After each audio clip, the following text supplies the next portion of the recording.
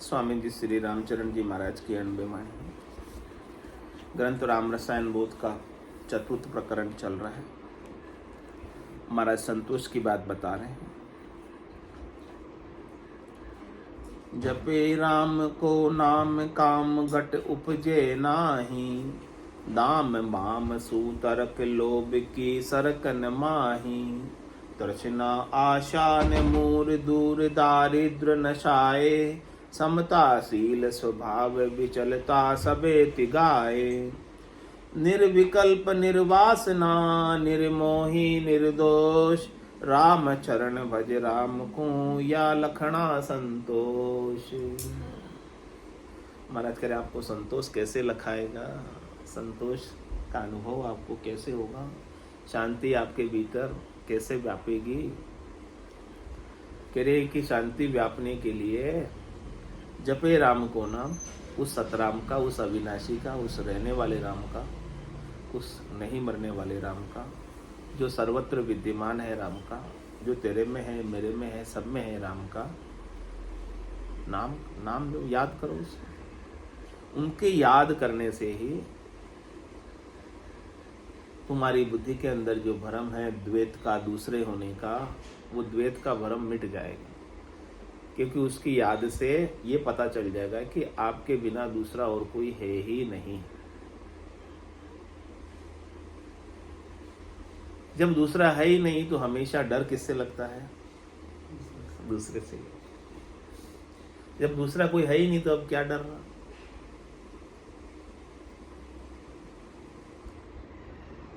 तो महाराज फरमा रहे हैं कि जब सर्वत्र आपके लिए राम हो जाएगा, पूरा विश्व राममय हो जाएगा, सिया राममय सब जग जानी, करो प्रणाम जोर जुगवानी। मनवो चवर करे मन माही, जहां देखो तहां सदगुरु स्वामी। ऐसे जपे राम को नाम काम घट उपजे ना है। कोई कामना फिर बाकी रहेगी, कहीं जाना फिर बाकी रहेगा, कुछ पाना फिर बाकी रहेगा, कुछ बनना बाकी रहेगा। जब आप सर्वत्र हो गए, सत को पाकर, अपने स्वरूप को पाकर, सता को पाकर, सर्वत्र राम की ही सता है।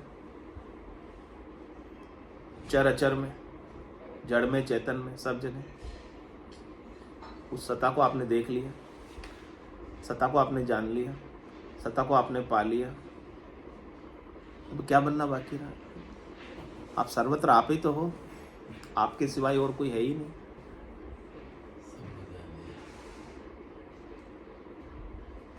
क्या बचा जो मैं बन जाऊं? ब्रह्म होकर आप सर्वत्र हो गए, आपका सीमितपना, व्यष्टिपना मिट गया, आप अगाध अपार अनंत हो गए, असीम हो गए।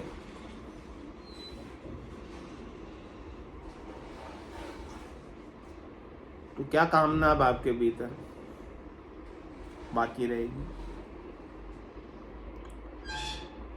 तो ऐसे सतराम जी का नाम जपो तो उनकी याद से ही आपका काम। जपे राम को नाम काम घट उपजे नाही, धाम बाम सूतरक लोभ की सरकन माही।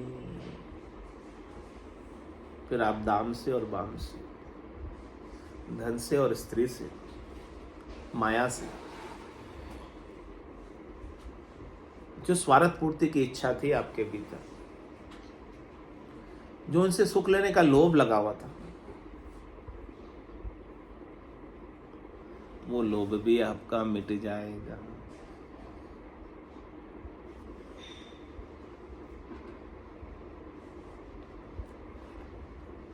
तृष्णा आशा न मूर दूर दारिद्र नसाए। न कोई तृष्णा रहेगी, न किसी से आशा रखोगे कि कोई मुझे सुखी कर दे। आप अपने भीतर ही आनंदित हो, किसी से सुख की अपेक्षा फिर क्यों करेंगे कि कोई मुझे सुख देगा तब मैं सुखी होऊंगा।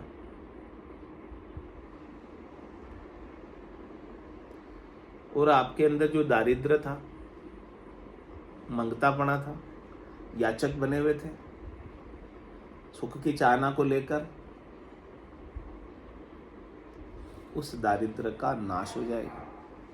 आप भगवान होकर जियोगे, परमात्मा बनकर जियोगे, सतस्वरूप बनकर जियोगे।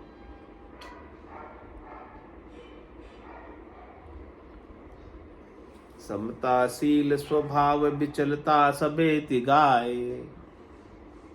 आप समता में आ जाओ, सम्यक ज्ञान में आ जाओगे, सम्यक दर्शन में आ जाओगे, सम्यक चारित्र में आ जाओगे, शील व्रत में आ जाओगे, आप अपने स्वभाव में आ जाओ। आपका विभाव सारा समाप्त हो जाएगा, दुर्भाव समाप्त हो जाएगा, दुर्व्यसन मिट जाएंगे, आपके मन की विचलता खत्म हो जाएगी, आप स्थित प्रज्ञ हो जाओगे, आपकी बुद्धि स्थिर हो जाएगी, आपकी मति भटकेगी नहीं किधर इधर उधर ही। निर्विकल्प निर्वासना,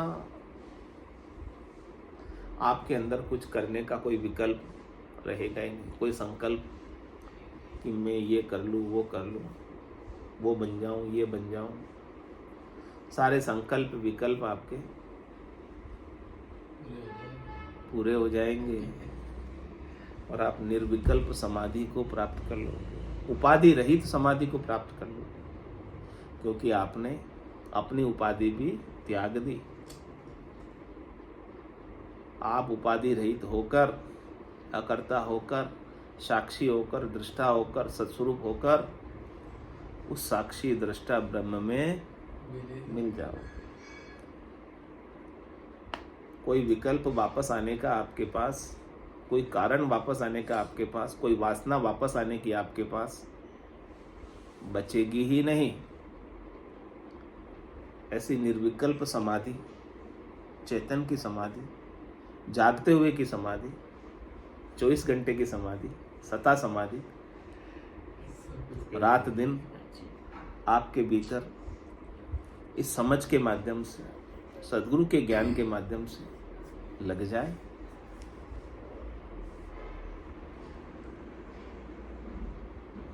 तो फिर वापस आप भ्रम में नहीं पड़ोगे। निर्विकल्प निर्वासना, कोई वासना ही न रहे। ये जीव किस पर सवारी करके आ जाता है? अंत काल में होती वासना, यदि होती तो, नहीं होती तो, अंत काल में होती वासना, जहां में वासा पाया उस वासना को लेकर आप किसी एक जगह आ जाते हो, वापस व्यक्ति बन जाते हो, सीमित बन जाते हो। और वासना नहीं हो तो आप सर्वत्र हो जाते हैं। देखो, वासना आपको सीमित बनाती है, वासना आपको व्यष्टि बनाती है, वासना आपको समष्टि से अलग कर देती है, मिलने नहीं देती है समष्टि में, एकाकार नहीं होने देती उस ब्रह्म में। तो ये वासना को रखना अच्छा है या निर्वासना हो जाना अच्छा है?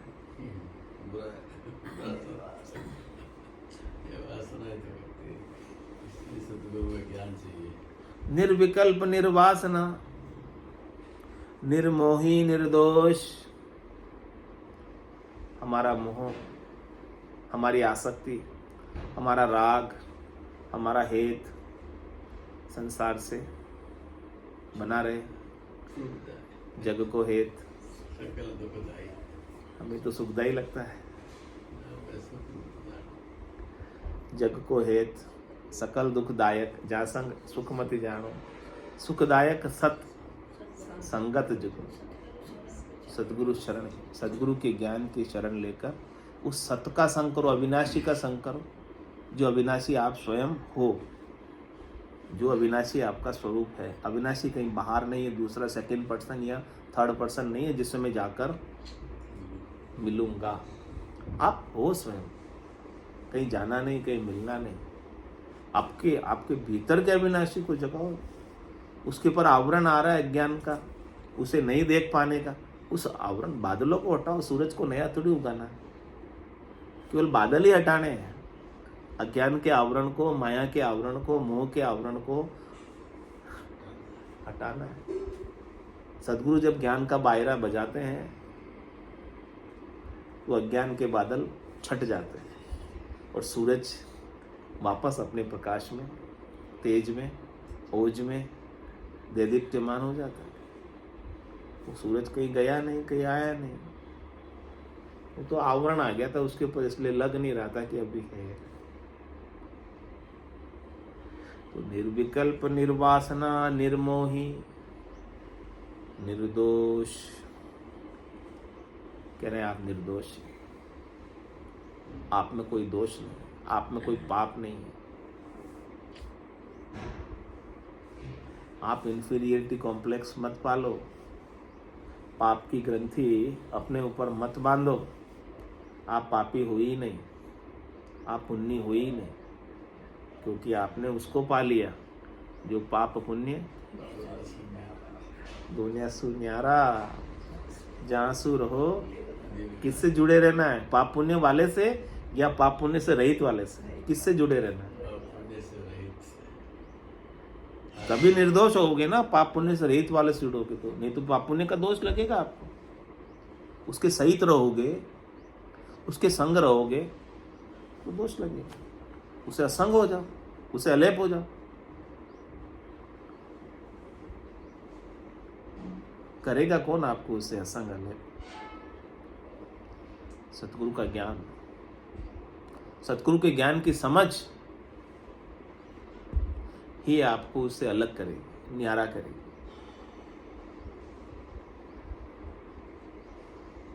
तभी आप निर्दोष हो पाओ।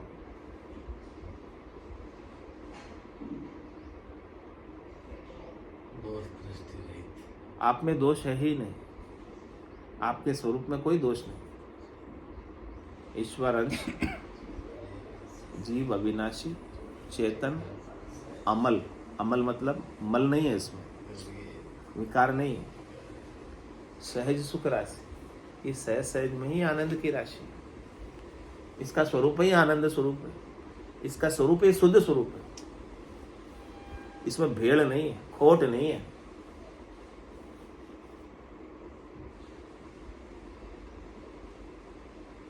लेकिन महाराज करेंगे उसको लखे कैसे? निर्दोष स्वरूप को, निर्मोही स्वरूप को, वासना रहित स्वरूप को, विकल्प रहित स्वरूप को लखे कैसे? राम चरण भज राम को या लखना संतोष। उसे लखने के लिए आपको राम का भजन करना है, राम का सुमरन करना है, राम को याद करना है। राम को याद करते ही आप अपने उस अविनाशी स्वरूप में आ जाओगे, निर्विकार स्वरूप में आ जाओगे, निर्विकल्प स्वरूप में आ जाओगे। जिसमें विकार है, विक्षेप है, मल है, वो है आपका मन, वो है आपकी बुद्धि, वो है आपका चित्त, वो है आपका अहम। लेकिन वो आप तो नहीं हो ना, या आप होगे। आप नहीं हो तो उसे छोड़ दो। उसे नाता जो आपने जोड़ रखा है, उस नाते को ही तो, कनेक्शन ही तो काटना है उससे। कनेक्शन उधर जोड़ना है जो आप हैं।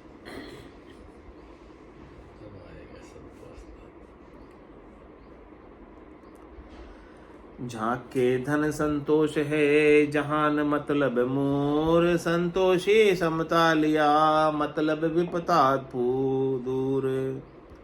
मतलब विपता पूर दूर, सुख साता जावे। जहाँ के धर्म मन ध्यान, एक मतलब मन भावे। राम चरण भजिए सदा, मतलब मन सा चूर। जहाँ के धन संतोष है, जहान मतलब मूर। कहने कि जिनको ऐसा संतोष धन प्राप्त हो गया, जो अपने स्वरूप में स्थित हो गया, सत्य में स्थित हो गया, अपने आत्मा में स्थित हो गया।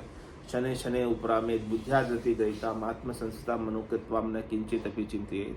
जो धीरे धीरे करके ऐसे सदगुरु के ज्ञान को प्राप्त कर करके, अपने ऊपर अमल करके, लागू करके, इम्प्लीमेंट करके उपराम हो गया सबसे, स्थूल शरीर से, सूक्ष्म शरीर से, कारण शरीर जो ज्ञान है, अस्मिता है, उससे वो अलग हो गई। उपराम हो गई। उनकी बुद्धि में धैर्यता आ गई, संतोष आ गया, शांति आ गई, शीतलता आ गई, शांत, शील, दया, संतोष आ गया। आत्मसंस्था मनोकृत, उन्होंने अपने मन को आत्मा में स्थिर कर लिया, लीन कर लिया। अब कह रहे हैं उनके लिए कोई चिंता की बात नहीं है कि उनका मोक्ष होगा कि नहीं होगा, उनकी मुक्ति होगी कि नहीं होगी। आपका मन ही बंधन है, और जब आपका मन आत्मा में लीन हो गया तो मुक्त हो आप। आत्मा तो मुक्त ही है, आत्मा बंधन में है ही नहीं। तो जहाँ के धन संतोष है, जहान मतलब मूर। कह रहे कि फिर वो संतोष धन के कारण मनमुखी नहीं होता है, गुरुमुखी रहता है। संतोषी समता लिया मतलब विपतापूर। कह रहे संतोषी है वो तो समता में रहते, और जो मतलबी है, स्वार्थी है, मनमुखी है, उसके कोई न कोई अजक, कोई न कोई विपता, कोई न कोई दुख, कोई न कोई त्रास लगा ही रहता है। कोई तन दुखी, कोई मन दुखी, कोई धनमीन फिरत उदास, थोड़े थोड़े सबई दुखी, सुखी राम का दास। मतलब विपता पूर, मतलब ही हमेशा विपता में पूरा पड़ा ही रहता है, 24 घंटे अचका रहता है। तो फिर उसके क्या होता है, दूर सुख साता जावे। जागते हुए भी अजक और सपने में भी वही बात है। सपने में भी जीव सुखी नहीं है, मतलब ही सपने में भी वो अपने मतलब की काम ही, मतलब की पूर्ति ही, मतलब के राग द्वेष ही सपने में भी वैसे ही करते रहता है। तो जहाँ के धर्म मन ध्यान एक मतलब मन भावे, जिनको धर्म और ध्यान से कोई लेना देना नहीं, सरोकार नहीं, जो धर्म और ध्यान से जुड़े ही नहीं कभी, जिसने सतराम को, सतस्वरूप को, अविनाशी का ज्ञान सदगुरु के मुखारबिंद से सुना ही नहीं। ज्ञान सुनते हैं तब असर आता है, ज्ञान सुनियो गुराजीरा मुख सु, तब मेरा मन भी। नहीं तो उसके मन में क्या भाता है, मतलब मन भावे। जब तक ज्ञान नहीं सुनता है तब तक स्वार्थ पूर्ति ही उसके मन को अच्छी लगती है। मन डरता ही नहीं है। मन तब डरता है जब ज्ञान सुनता है, तब मतलब से, स्वार्थ से दूर होकर परमार्थ में जाता है, परम पद को प्राप्त करता है, आनंद पद को प्राप्त करता है। इसलिए महाराज करे राम चरण भजिए सदा, मतलब मन साचूर। आपके मन की जो मनसा है, मनसा क्या है तुम्हारी, अपने मतलब को, स्वार्थ को पूरी करने की मनसा है या परम पद प्राप्त करने की मनसा है? क्या मनसा है बता दो।